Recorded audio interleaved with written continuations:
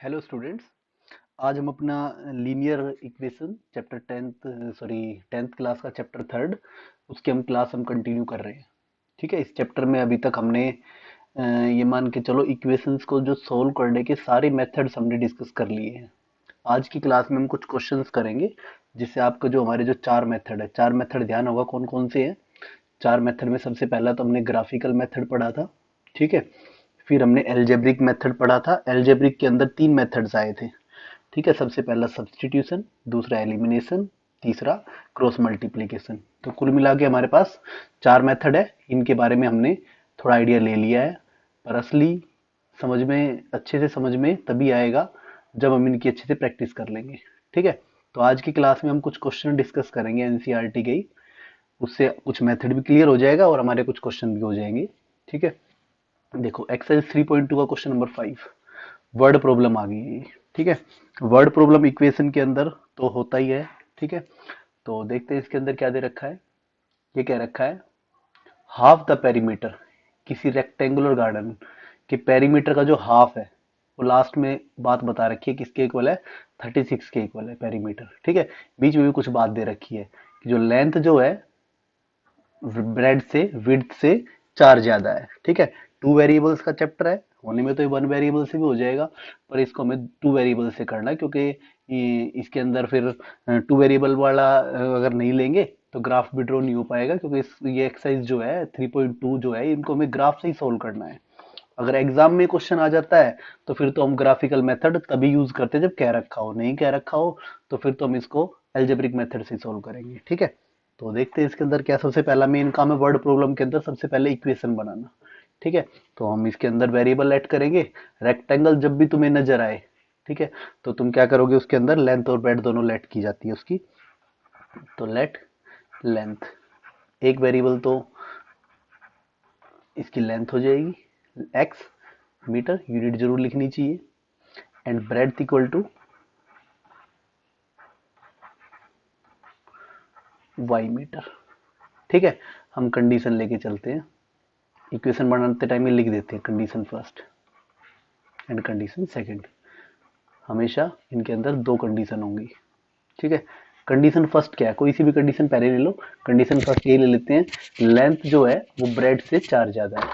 तो मतलब condition first हो जाएगी length is equals to breadth से कितना ज्यादा, चार ज्यादा है। ठीक है, लेंथ जो है ब्रेड से चार ज्यादा है, तो यहाँ से इक्वेशन क्या बन जाएगी, x minus y is equals to 4।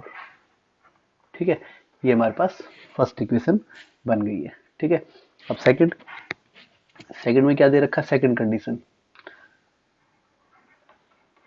Condition second है कि पेरीमीटर का जो हाफ है वो 36 है, मतलब half of perimeter, perimeter upon 2 is equals to 36। तो दैट मीन्स पेरीमीटर की वैल्यू आ जाएगी 72। ठीक है, पेरीमीटर का फॉर्मूला क्या होता है, 2 into length plus breadth, 2 into x plus y. ठीक है, is equals to 72। That means x plus y की वैल्यू आ जाएगी यहाँ से 2 डिवाइड में आके ये हो जाएगा 36, सेकंड इक्वेशन। ठीक है, जो मर्जी मेथड हो यहाँ तक तो हमें करना ही पड़ेगा। अब इसको सबसे पहले तो हम क्योंकि एक्सरसाइज के हिसाब से करते हैं, ग्राफिकल मेथड से हम इसको सोल्व करते हैं पहले। ठीक है, दो लाइन आ गई, दोनों के हमें ग्राफ ड्रॉ करनी पड़ेगी। उसके लिए क्या करते हैं, ग्राफिकल मेथड के लिए हम टेबल बनाते हैं। टेबल के अंदर क्या लेके चलेंगे, फर्स्ट इंप्लाइज, ध्यान होगा टेबल कैसे बनाते थे, एक्स और वाई की वैल्यू फाइंड कर लेते हैं। ग्राफ ड्रॉ करना आपका 9th क्लास का टॉपिक है, तो इसके ऊपर मैं बहुत ज़्यादा फोकस नहीं कर रहा हूँ, क्योंकि इस पर फोकस करने लगे तो हमारा मेन कंटेंट नहीं हो पाएगा। जिसको ग्राफ ड्रॉ करना अच्छे से नहीं आता है उसको सीखना चाहिए पहले ग्राफ। ठीक है, या फिर वेट करना कि हो सकता है मैं ग्राफ ड्रॉ करने के लिए, जो ग्राफ के स्पेशल लाइन की इक्वेशन ड्रॉ करने के लिए अलग से वीडियो बना के डाल दूँ चैनल पे। ठीक है, तो उसका वेट करना। बाकी ग्राफ ड्रॉ करना आपको आना चाहिए, वो अलग से डाल भी दी भी जाएगी क्योंकि यूजफुल चीज़ है। तो लेके चलते हैं। फर्स्ट से टेबल बनाना, दो सॉल्यूशन निकालने होते हैं। एक्स को जीरो पुट करते हैं। सबसे बढ़िया तरीका होता है कि दोनों को बारी बारी जीरो पुट कर लो, ज्यादातर क्वेश्चनों में वही काम कर जाता है। एक्स को जीरो पुट करोगे तो आप करके देखना, y की वैल्यू आ जाएगी -4, that implies y equal to -4। Table में पुट कर देंगे x0 y -4। ठीक है, हम ये कोशिश करते हैं कि फ्रैक्शन में ना आए। उसके बाद जब y को 0 पुट करेंगे तो पुट करके देखना x की वैल्यू आ जाएगी 4। ठीक है, तो ये 0 और ये 4। ठीक है, ड्रॉ कर देंगे इसको भी आगे। सेकंड इंप्लाइज, याद रखना इस क्वेश्चन को हम ग्राफ से इसीलिए कर रखे हैं क्योंकि इस एक्सरसाइज में बोला हुआ है। अदरवाइज वर्ड प्रॉब्लम को हम ग्राफ से नहीं करते हैं, क्योंकि ग्राफ वाला मेथड लेंदी पड़ता है। सबसे इजी मेथड तो एल्जेब्रिक मेथड में से तीन में से कोई सा भी अप्लाई कर दो। ठीक है, ग्राफिकल मेथड तभी लगाना जब बोला हुआ हो। ऐसे नेक्स्ट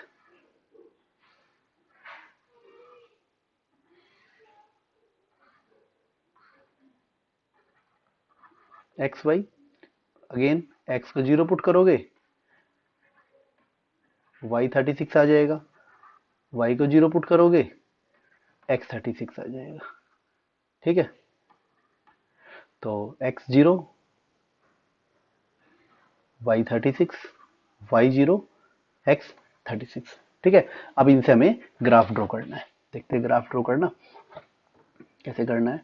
तो आप देखोगे एक पॉइंट तो क्या है, फर्स्ट जो लाइन है, फर्स्ट लाइन के जो पॉइंट्स जो हैं, वैसे में लिखने की जरूरत नहीं है, मैं पीछे से कैरी कर रहा हूँ इसलिए 0, और दूसरा क्या है 4, और सेकंड लाइन के जो पॉइंट्स हैं, पासिंग पॉइंट्स, एक तो क्या है 0, 36 और एक क्या है 36, 0। ठीक है, ये इसके पॉइंट्स हैं, इनसे हम ग्राफ ड्रॉ करते हैं। पॉइंट का मतलब सबको पता होगा ना, x0 y-4, 9th क्लास का टॉपिक है ये, तो पॉइंट ये हो जाएगा। अब इसको इनको हम ड्रॉ करते हैं। ग्राफ मैंने ऑलरेडी पहले लिया हुआ है, पर इसके अंदर आप स्केल देखोगे, स्केल 1 2 अगर हम लेके जाएंगे तो ग्राफ पे 36 तो पता नहीं कहाँ जाके आएगा। ठीक है, तो हम स्केल चेंज कर सकते हैं।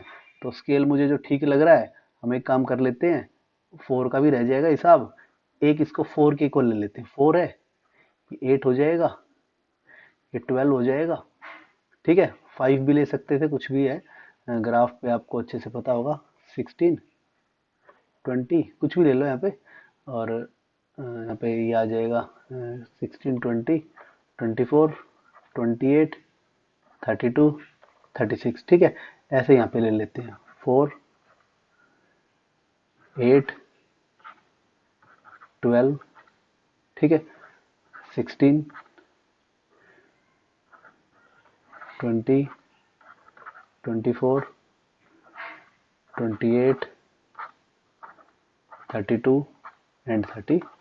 ठीक है, तो मुझे ये ठीक लग रहा है स्केल। ऐसे इधर भी हम एक आधा पॉइंट ले सकते हैं। बाकी ऐसे ये यहाँ इधर क्या होगा, -4 यहाँ पे होगा। ठीक है, -8 यहाँ होगा। ठीक है, ऐसे हम ले सकते हैं।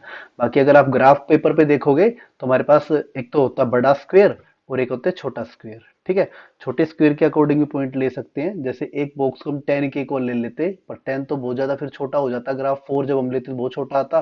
थोड़ा हमें बैलेंस बना के चलना पड़ता है कि पूरे ग्राफ पे आ जाए। ठीक है, 9th क्लास में आप लोगों ने पढ़ी होगी बातें, तो हम लेके चलते हैं। इसके अंदर 0, -4 x0 y-4 यहाँ पे आएगा। ठीक है, मैंने पिछली क्लास में पॉइंट लेना बताया था, पॉइंट हमेशा ऐसे लेते हैं, पॉइंट की डॉट लगा के, ठीक है, पेंसिल से, और ऐसे सर्कल बाहर कर देते हैं।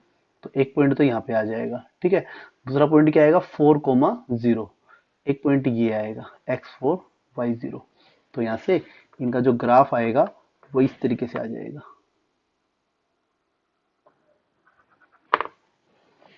लाइन जो है वो आप स्केल से खींचोगे तो सीधी आएगी, ये इसका ग्राफ आ जाएगा। ठीक है, अब दूसरा क्या है x36 y30 0, 36 यहाँ आ जाएगा, और एक क्या 36, 0 यहाँ पे आ जाएगा। जब इनका आप ग्राफ ड्रॉ करोगे तो ये इस तरीके से आ जाएगा कुछ। ठीक है, तो ग्राफ पे बड़ी आराम से आपको आइडिया से देखना, ये जो पॉइंट आएगा, ठीक है, मैंने तो आंसर पहले नोट कर लिया है। बाकी फेयर ग्राफ होता तो मैं करके भी दिखाता यहाँ पे। फेयर ग्राफ के हिसाब से इसकी जो वैल्यू जो है वो आ जाएगी यहाँ से x20, ये 20, 16 पे मीट करेगा, ये चेक कर लेना आप। 20, 16 पे मीट करेगा, तो इसका जो वैसे आपको यही जो solution point of intersection solution होता है, तो इसका जो सॉल्यूशन है वो लिख देंगे हम। x की वैल्यू आ गई 20 और y की वैल्यू आ गई 16। एक बात आप याद रखना, वर्ड प्रॉब्लम्स के अंदर जो आंसर है वो जो आपने लेट किया है वही आंसर देना होता है। तो लास्ट में आपको लेंथ वो आ जाएगी 20 मीटर, और जो ब्रेड्थ है वो आ जाएगी 16 मीटर। ये इसका आंसर हो जाएगा। ठीक है, अब इसी क्वेश्चन को मान ले क्वेश्चन आ जाए एलजेब्रिक मेथड से, अगर हमें सोल्व करना आ जाए तो इसको भी हम सोल्व कर सकते हैं, हमारी प्रैक्टिस भी हो जाएगी एलजेब्रिक मेथड की भी। ठीक है, क्योंकि एग्जाम में तो हम एलजेब्रिक मेथड यूज करेंगे, अगर कुछ नहीं कहा है तो दोनों इक्वेशन हम लिख लेते हैं। एक इक्वेशन क्या थी, x minus y is equal to 4 first. ठीक है, और दूसरी इक्वेशन थी x plus y is equal to 36 second equation. ठीक है, तो जो मर्जी आप मेथड यूज कर लो यहाँ पे। तो सबसे ठीक, मैं चलो सब्स्टिट्यूशन मेथड की प्रैक्टिस करा देता हूँ। ठीक है, ऐसे बीच बीच में एक एक मेथड हम प्रैक्टिस में ले लेंगे, और हर मेथड की अपनी खास बात है कि इन क्वेश्चंस पे कौन सा मेथड ठीक लगता है। जिस क्वेश्चन के अंदर x या y की वैल्यू बड़ा इजीली निकाली जा रही है बिना फ्रैक्शन में कुछ लिए, ठीक है, बिना अपोन में कुछ लिए, तो उसके अंदर सब्स्टिट्यूशन मेथड उन क्वेश्चंस के अंदर सबसे बढ़िया रहता है। जैसे यहाँ पे अपोन में हमें कुछ नहीं लेना पड़ेगा, तो फर्स्ट से हम x की वैल्यू निकाल लेते हैं। ठीक है, पिछली क्लास आप जरूर अच्छे से करना, एक या दो बार पूरी वीडियो को अच्छे से देखना, जब आपको बात समझ में आएगी अच्छे से। तो x की वैल्यू आ गई y+4, इसको हम पुट कर देते हैं, पुट इन सेकेंड। अगर इस क्वेश्चन में हमें x की वैल्यू निकालते रहे, अपोन में कुछ लेना पड़ रहा है, जैसे x के साथ यहाँ पे 5 होता, तुम फिर x की वैल्यू नहीं निकालते, फिर हम y की निकालते, और सबके साथ मल्टीप्लाई में कुछ ना कुछ है, तो फिर ये मेथड ज्यादा काम का नहीं है, इसके अंदर फिर थोड़ी मेहनत ज्यादा लग जाएगी, तो फिर इस मेथड को अवॉइड करो। ठीक है, तो x की वैल्यू आ गई 4+y, इसको सेकंड में पुट कर देते हैं, तो आ जाएगा 4+y इक्वल टू 30, सॉरी मैं एक बार देखो स्टेटमेंट, हाँ ठीक है, 4+y एक्स पुट किया plus y is equal to 36। ठीक है, तो इनसे कितना आएगा, 4+2y is equal to 36। That implies, solve कर रहे हैं इसको हम, 2y is equal to 32, that implies y is equal to 16। एक वैल्यू निकल गई, इसको हम पुट कर देते हैं, पुट इन फर्स्ट में पुट कर दो, ये हमें पता ही है x की वैल्यू कितना है, तो that implies x equal to कितना था, 4+y, तो that implies x equal to 4+16, that implies x is equal to 20। x की वैल्यू आ गई 20, आंसर वही आना है, किसी मेथड से सोल्व करो। तो दैट इम्प्लाइज हम कह सकते हैं कि जिसका जो सॉल्यूशन है वो क्या आ गया, x equal to 20, y equal to 16, और लास्ट में फाइनल आंसर भी देना चाहिए, इसका जो लेंथ है वो हो जाएगी 20 मीटर। वर्ड प्रॉब्लम में ये कंप्लीट आंसर तभी माना जाता है जब आपने जो चीज एज्यूम की है उनकी वैल्यू भी आप लास्ट में लिखोगे, लिखना चाहिए वो। ठीक है, क्योंकि एक्चुअल में पूछा तो यही है। तो आप देख पा रहे होगे, ग्राफिकल मेथड में थोड़ा टाइम लग जाता है, ग्राफ का भी डर रहता है कहीं गलती हो जाए, अगर कुछ भी ना कहा तो आपको एल्जेब्रिक मेथड आपको यूज करना है। ठीक है, नेक्स्ट हम पढ़ते हैं। ये तो इसके अंदर इक्वेशंस जो है, इस क्वेश्चन के अंदर इक्वेशंस को सोल्व करने के लिए नहीं बोला गया है। ठीक है, आप ध्यान से पढ़ोगे क्वेश्चन को, पता चलेगा आपको। दो इक्वेशन क्वेश्चन के अंदर दी हुई है, एक तो x minus y plus one equal to zero, और एक 3x plus 2y minus 12 equal to जीरो। ठीक है, बस सिर्फ इनके ग्राफ ड्रॉ करने हैं, आगे पढ़ते हैं। आगे क्या बोला हुआ, डिटरमाइन द, अगर ये बोलते हैं ना सोल्व करना तो सॉल्यूशन लिखना, बाकी सॉल्यूशन तो आ ही जाएगा। तब हम ग्राफ ड्रॉ करेंगे, तो determine the coordinates of vertices of triangle. अब ट्रायंगल हमें शेड करना है, ठीक है, और उसके वर्टेक्स फाइंड करने हैं। पर ट्रायंगल कैसे बनेगा, ट्रायंगल के लिए तो तीन लाइन चाहिए होती है, तो दो लाइन तो क्वेश्चन के अंदर आई, तीसरी लाइन इन्होंने एक्स एक्सिस दे रखी है, एक्स एक्सिस और दो लाइन ये, इनसे जो ट्रायंगल बाउंड होगा, इनके बीच जो एरिया आएगा उसको हमें शेड करना है, बाद में बोला हुआ है, और उसके वर्टेक्स भी लिखने हैं। तो मेन ग्राफ ड्रॉ करना है, 9th क्लास का बच्चा भी इस क्वेश्चन को कर सकता है, एक्चुअल में क्वेश्चन है ही 9th क्लास का ये। तो करते हैं इसके अंदर फर्स्ट इक्वेशन, वही ग्राफ ड्रॉ करने की प्रैक्टिस है यहाँ पे भी। 1 इक्वल टू 0, कॉन्स्टेंट को राइट में ले जाओ ना, कोई जरूरी भी नहीं है, इसकी टेबल बना लेते हैं।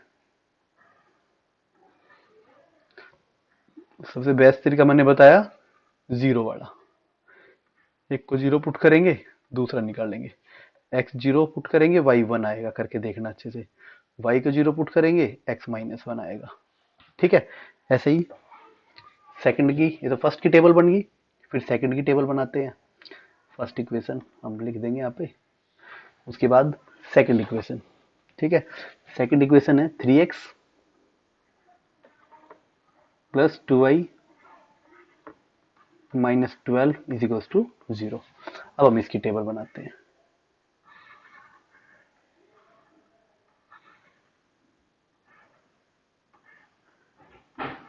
एक्स वाई, ठीक है। अगर x को 0 पुट करते हैं तो y 6 आएगा, और अगर y को 0 पुट करते हैं तो x 4 आएगा, ठीक है। अब सेकंड ग्राफ ड्रॉ करना, और तो हमें कुछ करना ही नहीं है। ये जो काम, जो हम ये वैल्यू पुट करने वाला जो पार्ट है, वो अगर आप दिखाना चाहो तो दिखा दो फेयर में, या रफली भी आप कम कर सकते हो। मेन जो आपके एग्जाम के अंदर ये जो टीचर टेबल देखते हैं बस, ठीक है। टेबल बनानी होती है इक्वेशन, बाकी अगर आप बिना कैलकुलेशन किए भी ये टेबल ठीक लिख सकते हो तो कोई प्रॉब्लम नहीं, उसमें मार्क्स नहीं कटते हैं। वो काम आप रफ में भी कर सकते हो, ठीक है।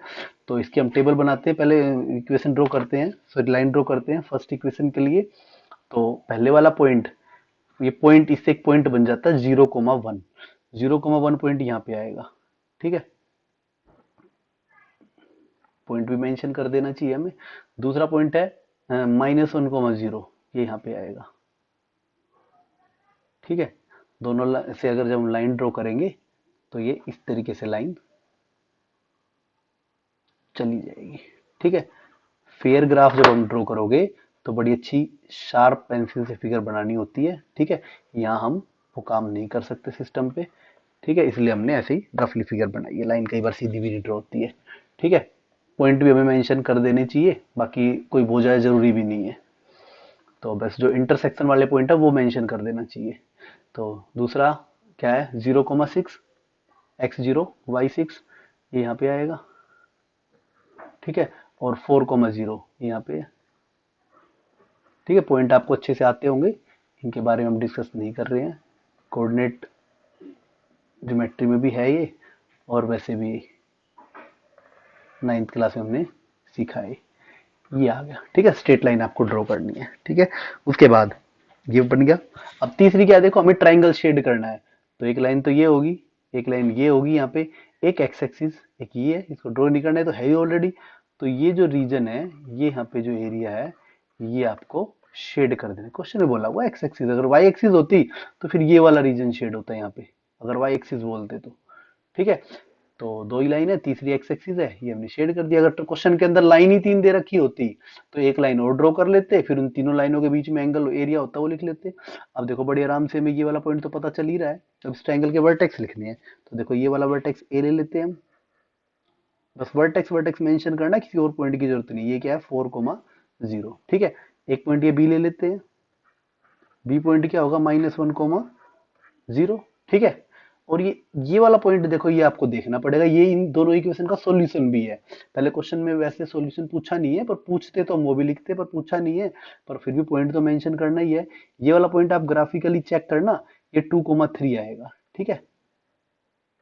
मैंने यहाँ से नहीं देखा, मैंने आंसर पहले नोट कर रखा है, इसलिए क्योंकि यहाँ मेरे लिए पॉसिबल नहीं था। आप जब ग्राफ ड्रॉ करोगे तो आपका जो पॉइंट है एग्जैक्ट 2,3 पे आएगा। यहाँ आपको दिख रहा होगा ये थोड़ा सा 3 से ऊपर जा रहा है, ऐसा नहीं जाएगा, ठीक है। एग्जैक्ट 2,3 से जाएगा ये, ठीक है। ये आ गया।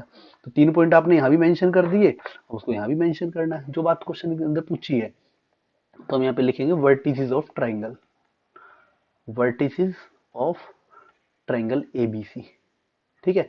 क्या क्या हो जाएंगे, आर, एक तो है ए 4,0, ठीक है, एक बी -1,0। कंप्लीट आंसर देना होता है क्वेश्चन की इंस्ट्रक्शन के हिसाब से। क्वेश्चन में जैसे पूछा है वो आप जवाब दे दो बस, 2,3, ठीक है। इसके अंदर कई बार एक एक्स्ट्रा बात पूछ लेते हैं, इस क्वेश्चन के अंदर नहीं पूछा है, नोट करना इंपॉर्टेंट है ये। कई बार एक एक्स्ट्रा चीज पूछ लेते हैं, find area of triangle. Board में आए हुए क्वेश्चन है सीबीएसई बोर्ड के अंदर, एरिया ऑफ ट्राइंगल, ट्राइंगल का एरिया पूछ लेते हैं। तो आप अगर थोड़ा ध्यान दोगे, ये जो ट्राइंगल है, ठीक है, इसके अंदर एरिया का फॉर्मूला लगेगा half into base into height, ठीक है, half into base into height. आप इसके बेस के जो बॉक्स है वो काउंट कर लो आप, ठीक है। इस ट्रायंगल जब इसका एरिया फाइंड करना हो तो हम इसका सॉल्यूशन फाइंड करते हैं। तो ये जो ए बी है, ये यहाँ से, ठीक है, ये जो, मैं पेन का कलर चेंज कर लेता हूँ, अच्छे से दिख जाएगा आपको, ठीक है। ये एक्चुअल में ये यहाँ पे जो है, ये यहाँ इस पॉइंट से लेके इस पॉइंट तक, ठीक है, ये इस ट्रायंगल का बेस है। इस बेस की लेंथ क्या होगी वो हमें देखनी, जितने बॉक्स होंगे उतनी उसकी लेंथ होगी, उतने यूनिट्स। तो इस ट्रायंगल का जो बेस है वो हो जाएगा 5 यूनिट्स। सेंटीमीटर मीटर कुछ नहीं, यूनिट से लिख देनी है। और इसकी हाइट, हाइट हाइट ये हाइट जो ये जो सी पॉइंट है, इस बेस से कितने ज्यादा बॉक्स ऊपर है। तो वैसे तो मुझे फिलहाल कोऑर्डिनेट से पता चल रहा है, पर आपको जब फेयर फिगर बनेगी आप देखोगे 1 2 3 बॉक्स आएंगे, थोड़ा ऊपर वैसे जा रहा है, एक्स्ट्रा जा रहा है, कितना आएगा यहाँ पे 3 यूनिट्स। इसकी हाइट हो जाएगी 3 यूनिट्स। तो इसका एरिया, एरिया का फॉर्मूला होता है half into base into height, that is equals to half into 5 into 3 square units. तो दैट implies 15/2 स्क्वेयर यूनिट्स, ये इसका एरिया हो जाएगा। ये एक्स्ट्रा क्वेश्चन है, फिलहाल यहाँ नहीं पूछा है, पर ये बातें पूछ लेते हैं। और अगर इसके अंदर अगर सॉल्यूशन भी पूछा होता दोनों इक्वेशन का, तो हम सॉल्यूशन भी मेंशन करते। सॉल्यूशन होता है इसका x = 2 एंड y = 3। ये सॉल्यूशन लिखते, जो बातें पूछी है वो लिखनी चाहिए, नहीं तो कोई एग्जामिनर जो है मार्क्स काट सकता है आपके। ठीक है, ये बात आप ध्यान रखना। एग्जाम में एक एक चीज का सीबीएसई के अंदर जैसी इंस्ट्रक्शन दी हुई क्वेश्चन के अंदर, उसी हिसाब से आपको जवाब देना होता है। ठीक है, क्लियर बात ये। आगे बढ़ते हैं, इसके अंदर क्वेश्चन नंबर 7 था ये। अब हमने लास्ट क्लास के अंदर हमने सारे मेथड्स जो हैं उनका एक सिंपल सा क्वेश्चन हमने लेके उसको सोल्व कर लिया था। कुछ क्वेश्चन मैंने आपको घर से करने के लिए बोले थे, तो आज हम कुछ मेन मेन से क्वेश्चन हम तीनों मेथड या दो मेथड कोई भी लेके उनसे हम डिस्कस करते हैं। ठीक है, तो देखो एक रूट वाला क्वेश्चन है, सब बच्चों को प्रॉब्लम आई होगी इसके अंदर, तो इसको हम सोल्व करते हैं। फिफ्थ पार्ट एक्सरसाइज है ये, एक्सरसाइज 3.3 का फिफ्थ पार्ट। ठीक है, तो मेथड जो मुझे सबसे बढ़िया सूट लगा, जब भी याद रखना, मैं एक मेथड के बारे में भी डिस्कस कर रहा हूँ।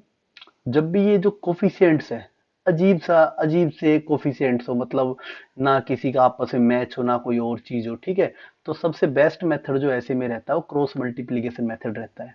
यहाँ अगर इसको आप सब्सटीट्यूशन से करोगे, वैसे ये वाला पर्टिकुलर क्वेश्चन तो खैर आसान है, पर ऐसे क्वेश्चनों के अंदर जहाँ अजीब से बड़े बड़े से कोफिशिएंट आपको नजर आए, या कोई एक दूसरे के फैक्टर भी ना हो, या वैल्यू निकालने में थोड़ी प्रॉब्लम महसूस हो रही हो, तो सबसे बढ़िया मेथड रहता है क्रॉस मल्टीप्लीकेशन मेथड। तो इस क्वेश्चन को मैं क्रॉस मल्टीप्लीकेशन मेथड से आपको करके दिखाऊंगा अभी। ठीक है, तो इक्वेशन सोल्व करना सीखने में टाइम लगेगा। ठीक है, तो आपको बिल्कुल परफेक्ट होना है इसके अंदर। तो हम इसके अंदर क्रॉस मल्टीप्लीकेशन मेथड लेके चलेंगे, तो आप इसके अंदर एक इक्वेशन को फर्स्ट ले लोगे, एक को सेकंड लिख लोगे। इसके कोएफिशिएंट मैं यही लिख लेता हूँ फिलहाल। ठीक है, तो a1 हो जाएगा √2, b1 हो जाएगा √3, c हमारा राइट में ये c1 हो जाएगा 0। ठीक है, और दूसरी इक्वेशन के लिए a2 हो जाएगा √3, ठीक है, और b2 हो जाएगा -√8। ठीक है, और c2 हो जाएगा 0। तो यूजिंग क्रॉस मल्टीप्लीकेशन मेथड,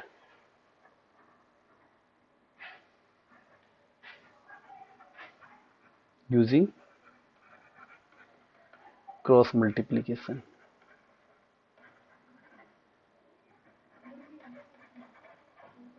ठीक है, हो सकता है कुछ बच्चों ने कर लिया हो ये, पर फिर भी देखना। क्रॉस मल्टीप्लीकेशन मेथड क्या है, एक्स अपॉन, मैंने फॉर्मूला रटने के लिए नहीं बोला, लास्ट क्लास में समझाया था फॉर्मूले को अच्छे से। ठीक है, क्या लेते थे, एक्स के नीचे एक्स के कोफिशिएंट नहीं आते, यहीं से आप देख सकते हो, ये एक्स है, ये y है, और ये -1 है। ठीक है, तो कोफिशिएंट लिख लो और इनको आदत बनाना, ऐसे ऊपर नीचे लिखो। तो क्या आएगा, x के नीचे ये वाले नहीं आएंगे, ये वाले आएंगे। तो क्या आएगा, ऐसे b1 c2 b2 सॉरी, और c1 c2, फिर ये वाला सेम आगे आ जाता है c1 c2, और c1 c2 से नेक्स्ट, मतलब y के अपोन में y वाले नहीं आएंगे, बस ये बात याद रखो। ठीक है, तो c1 c2 तो आएगा, इसके नेक्स्ट ये आएगा a1 a2, फिर a1 a2 है वो आगे बढ़ जाता है a1 a2। ठीक है, फिर a1 a2 इसके अपोन में, अब ये c नहीं आएगा, पर a1 a2 तो आ ही चुका, नेक्स्ट वाला यही आएगा b1 b2। थोड़ा सा आप लॉजिक के साथ याद करोगे फॉर्मूले, तो रटने नहीं पड़ेंगे। तो x अपॉन वैल्यू हमने ली b1 c2 और b2 माइनस b2, या वैल्यू पुट कर लेते हैं, चलो ठीक है, वैल्यू पुट ही कर लो। ये b1 b2 ये कितना है, √3, सॉरी हाँ √3 -√8। क्रॉस मल्टीप्लीकेशन सोल्व करते थे इनको, ये 0 0, यहाँ से y अपॉन 0 0 √2 √3 -1 अपॉन √2 √3, और b1 b2 √3 माइनस √8। ठीक है, क्रॉस मल्टीप्लीकेशन सोल्व करते थे, इनको याद रखना। ठीक है, पर ये वाली मल्टीप्लीकेशन पहले आती थी, ये भूल मत जाना, ये पहले होती थी, बाद में ये। तो ये तो 0 माइनस 0 0 ही आएगा। ऐसे इधर भी y के अपोन में भी क्या आएगा, 0 आएगा। इधर से -1 के अपोन में कितना आएगा, 2 को इससे करेंगे, ये आ जाएगा -√16। ठीक है, √2 मल्टीप्लाई √8 √16, और -√3 मल्टीप्लाई √3 कितना हो जाएगा, √9 कह लो, या तो √3 कितना हो जाएगा, 3 हो जाएगा। ठीक है, सबको पता होना चाहिए ये। तो दैट इम्प्लाइज, हम आगे बढ़ते हैं इसके अंदर, तो ये आ जाएगा x/0 y/0 equal to -1 upon कितना आया था, ये 4 होता है, -4 -3। तो ऐसे आ जाएगा x/0 y/0 -1 अपॉन, ये 1/7 हो जाएगा। तो मैंने बताया था क्या करते हैं इसके अंदर, दोनों को इसके इक्वल रखते हैं। x/0 को भी 1/7 के इक्वल रखेंगे, और y/0 को भी 1/7 के इक्वल रखेंगे। 0 उधर जाके मल्टीप्लाई हो जाता था, तो x की वैल्यू 0 आ जाएगी और y की वैल्यू भी 0 आ जाएगी। ये क्वेश्चन थोड़ा 0 की वजह से सिंपल हो गया, पर वैसे भी क्रॉस मल्टीप्लीकेशन मेथड अगर 0 ना भी होता तो भी इससे क्या आता, सिंपल ही आता है। ठीक है, इसके बाद हम इसका 6th पार्ट हम इसका करते हैं। ठीक है, 6th पार्ट के अंदर मैंने लास्ट क्लास में एक बात बताई थी कि फ्रैक्शन में जब भी हो तो एलसीएम लेके हमें इक्वेशन को सिंपल जरूर बनाना चाहिए, नहीं तो मेहनत ज्यादा लगने वाली है उस क्वेश्चन के अंदर। ठीक है, अगर इसको आप फ्रैक्शन वाले को एलसीएम लेके थोड़ा सिंप्लीफाई नहीं करोगे, अभी इसको फर्स्ट लेने की जरूरत नहीं है, तो मैं सॉल्यूशन के अंदर दोनों इक्वेशंस को थोड़ा सोल्व करता हूँ। पहले वाली लेके चलता हूँ, 3x/2। ठीक है, फिर जो मर्जी मेथड लगा लेना, 5y/3 is equal to -2। LCM पूरे का एक साथ ले लिया जाता है इक्वेशंस के अंदर। ठीक है, कितना आएगा, ऐसे 6 एलसीएम आएगा। ठीक है, 6 को 2 से डिवाइड किया, 3 आए ऊपर मल्टीप्लाई करेंगे, कितना आ जाएगा, ऐसे 9x। 6 को 3 से डिवाइड किया, 2 से मल्टीप्लाई के ऊपर कितना आ जाएगा, ऐसे -10। ठीक है, ये आपको आना चाहिए। 6 को 1 से डिवाइड किया, 6 आएगा, ऊपर करेंगे -12, और पूरे का एलसीएम हम हटा सकते हैं, ये आ जाएगा ऐसे 9x -10y is equal to -12। अब ये इक्वेशन जो है बिल्कुल परफेक्ट कंडीशन में है। ठीक है, जैसा हम चाहते हैं इसको, ये आ गया। अब यहाँ से नेक्स्ट इक्वेशन है x/3 plus y/2 is equal to 13/6। Again LCM कितना है, 6 को 3 से डिवाइड किया, ऊपर कितना आ जाएगा, ऐसे 2x हो जाएगा, ये कितना आएगा, 3y। 6 को 6 से डिवाइड किया, ऊपर मल्टीप्लाई कितना आएगा, 13। ठीक है, अब एलसीएम हम हटा सकते हैं, 2x plus 3y is equal to 13। ठीक है, अब ये इक्वेशन हमारी दोनों की दोनों इक्वेशन अब सोल्व करने की बिल्कुल परफेक्ट कंडीशन में है, ये है। ठीक है, ग्राफिकल मेथड तो हमें ऑन डिमांड करना होता है, बाकी तीनों में से हम जो मर्जी लगा दें। ठीक है, तो देखते हैं इसको।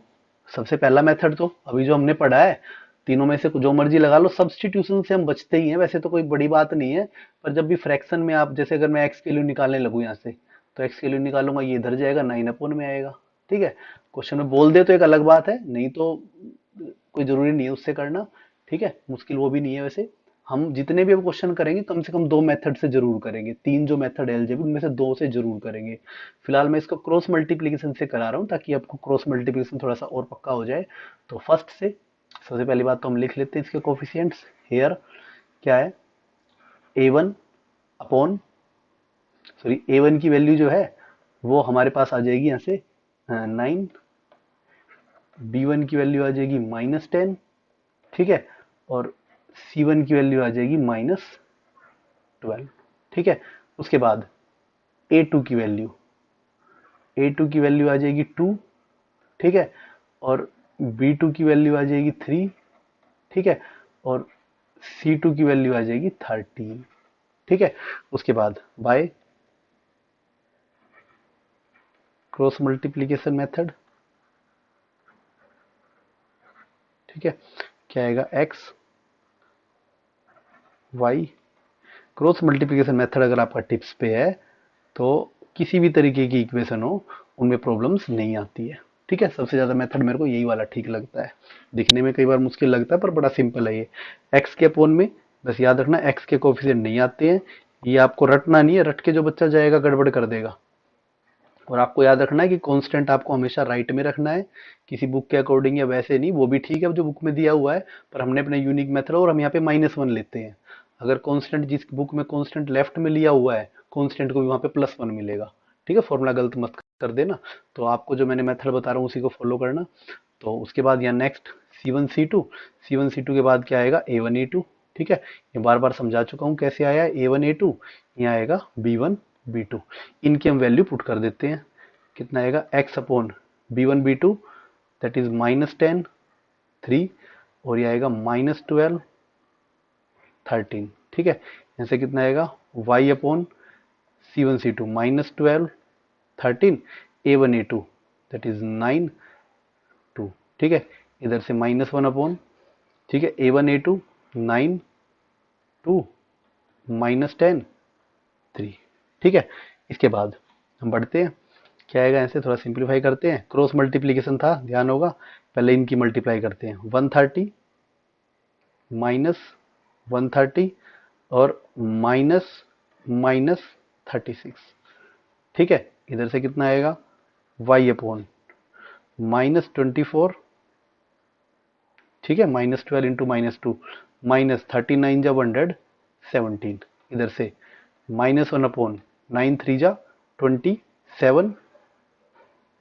ठीक है, -20।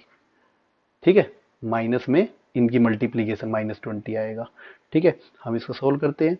एक्स अपॉन, इसको सोल्व करोगे -30 प्लस 36। ठीक है, ये -94 आ जाएगा। ठीक है, कितना आएगा -94। ठीक है, इधर से y अपॉन -141। ठीक है, इधर से कितना आएगा, इधर से आ जाएगा ये -1 अपॉन 47। सिंप्लीफिकेशन किया और कुछ नहीं किया हमने। ठीक है, उसके बाद x और y के लिए दोनों वैल्यू हम लेके चलते हैं। तो x upon -94 equal to -1/47। And method हमें सारे ही सीखने हैं, तो कोई फोर्स नहीं है कि हम कौन से मेथड से करना है, ऐसा बिल्कुल भी नहीं है। आपको जो ठीक लगे लास्ट में आपको उससे करना है। ठीक है, कभी को सोचो कि सर कह रहे हैं ये वाला मेथड आसान है और ये तो सर बहुत मुश्किल लग रहा है हमें, ऐसा नहीं है। ठीक है, तो x की वैल्यू क्या आ जाएगी, ऐसे 94 उधर चला जाएगा, तो ये प्लस का 94 हो जाएगा अपॉन 47। तो दैट इंप्लाइज x की वैल्यू आ जाएगी 2। ठीक है, x निकाल दिया हमने 2। दूसरा एंड, ठीक है, y इक्वल टू, इधर कितना आ जाएगा, ऐसे 141 प्लस का हो जाएगा अपॉन 47। तो y की वैल्यू आ जाएगी यहाँ से 3। y आ गया 3। तो फाइनली जो हमारा जो सॉल्यूशन है वो हम कह सकते हैं x की वैल्यू 2 आ गई और y की वैल्यू 3। ये इसका फाइनल सॉल्यूशन आ गया है। ठीक है, मान के चलता हूँ आज की क्लास में क्रॉस मल्टीप्लिकेशन पे आपने कुछ थोड़ा और अच्छे से सीखा होगा। ऐसे धीरे धीरे हम अपने मेथड कवर करेंगे। ग्राफिकल मेथड हम पहले कर चुके हैं, उसमें ग्राफ ड्रॉ करना है, और क्रॉस मल्टीप्लिकेशन मेथड अब आपको थोड़ा सा और बढ़िया से प्रैक्टिस, चाहे आपको कोई सा मेथड अच्छे से आ जाए, पर कम से कम 2 मेथड आपको बहुत अच्छे से आने चाहिए जिनको आप कभी भी अप्लाई कर सकते हो।